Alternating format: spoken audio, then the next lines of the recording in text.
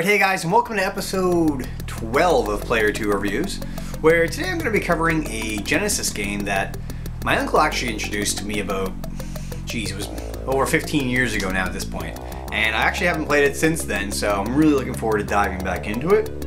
That game is Dune, the Battle for Arrakis. Let's take a look.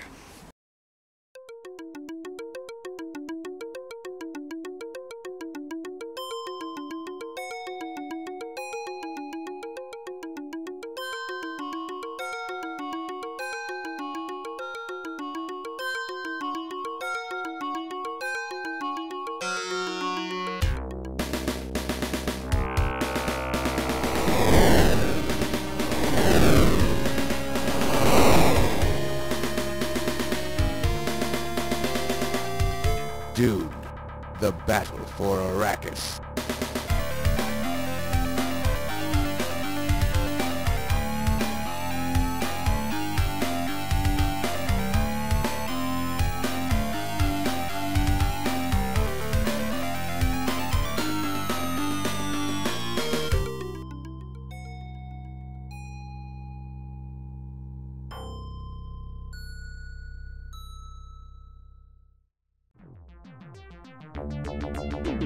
If you've ever played one of the better known real-time strategy games, such as the War or StarCraft series, or the popular Command & Conquer series, then you may be interested in the game that paved the way for them all, which is Dune, the Battle for Arrakis, which was actually influenced by Herzog's Way, or Herzog's We, But anyway, that's for another time. Moving on. The Battle for Arrakis was actually a port for the Genesis, and the original game, Dune 2, The Building of a Dynasty, was created for DOS. The game was created by Westwood Studios in 1992, who would then go on to develop the Command & Conquer series in the years to come, and you can really get the sense that a lot of the same hands had their part in this title. Now, there is a story for the Battle of Arrakis, but it's nothing compared to the original book. In fact, you likely won't be following it all that closely, for any reason other than to figure out what your next task is. The story is fleshed out much better if you have a basic understanding of the book or movie, and if you plan on playing, and have ever had any interest in either, then I highly recommend giving it at least one of them a shot before diving in. For the sake of the review, I'll give a quick synopsis.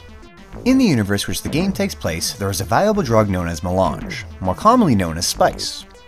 A powerful emperor wants as much as he can get his hands on, and after discovering that the planet of Arrakis is heavily filled with the spice, he sets forth an offer to 3 powerful houses, that whichever house can deliver to him the most spice will have complete government of Arrakis and the power that it brings. Unable to refuse the incredible offer, all 3 houses show up on Arrakis and the fight begins, hence the title, The Battle for Arrakis. Now, with this knowledge in the old noggin, your first step in the game is to choose which of the 3 houses you would like to represent. Each house has their own unique playstyle and moral standard. The first house to choose from is House Atreides. This is best described as the closest thing to a good house as there is. They are a little more noble and just in comparison to the other 2. This house is represented by the color blue in the game. The second house is House Ordos, which wasn't actually part of the original Dune novel, but serves as a mercantile house for Westwood's game, and sort of runs a middle ground between the other 2. The map shows Ordos territories as green throughout the game. And the last house is House Harkonnen. This family is a little more cruel and cunning than Atreides and the Ordos, and are known for being much more brutish than the others. If you choose this house, you will be represented by the color red. Each house does have some unique vehicles, units, and buildings, but the gameplay for all 3 is roughly the same, and the goals for all 3 match entirely. Now, the game will start you off slowly, and through some quick levels in which they get you to build the first available buildings, you will learn the basics, such as harvesting spice with your refinery in order to make credits, and how to control your units. As you progress, the goals they want you to achieve will go from making a certain amount of credits to destroying all the enemy buildings in your new territory. Discovering the new buildings and units as the game goes on is certainly one of the most pleasing points of the game. Figuring out the tech tree to get to the more interesting units, such as the Sonic tank for Atreides and the Devastator tanks for Harkonnen, is both very satisfying and essential to staying 2 steps ahead of your enemies. However, when you are playing, you can't help but wish that you had a mouse to control your units with. But for what they had to work with, Westwood managed to make the Genesis controller work. It can feel clunky at first, but once you get the hang of it, the game controls quite well overall, except for when you're handling a large amount of units. The graphics for the game, although a little primitive, really do the trick, and for the most part you won't have any problems telling each unit apart from one another. Quads and trikes clearly stand out from one another, and every variety of tank has its own unique style as well. The buildings follow suit, and each one has a large graphic with details that clearly tell them apart from one another, and you'll never have a problem figuring out which you are destroying. The world itself is quite bland, but you'll never have a problem telling the difference between the mountains, sand, and rock terrain. And stumbling upon a large collection of dark orange spice waiting to be harvested out in the dunes will always have a satisfying feel to it. But one thing you have to be careful of before you send your helpless harvesters out there to collect are the sandworms. And my god, these things are frustrating. These giant worms are attracted to vibrations in the sand, and if the only thing rumbling around out there are your harvesters, you could suddenly have your credit funds cut off without you even noticing. So make sure to watch over the big guys before it's too late. The soundtrack for Dune is actually quite amazing, and I really enjoy listening to it as I play through the game. The only downside would be that some of these missions can be pretty long, and even the best of the tracks can become repetitive over time.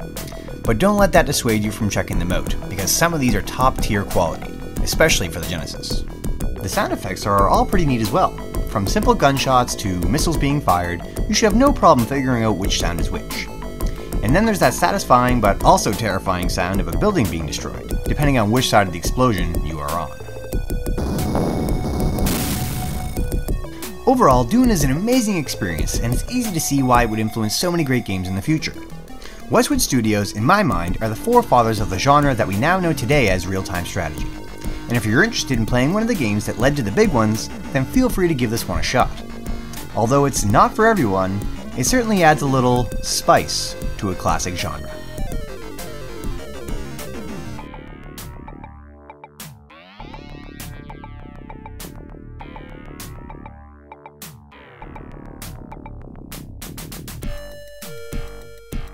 Alright guys, just want to say thanks again to everyone for watching. If you enjoyed the review, please feel free to comment and subscribe, and if you didn't, feel free to mention why below as well. And if you haven't already heard of our Cartridge Club, feel free to click the link here to check out what game we're playing this month, and get in on the fun. So anyways guys, be sure to check back soon for some more gaming coverage. This has been a Cartridge Bros production, I'm Player 2, and we'll see you next time.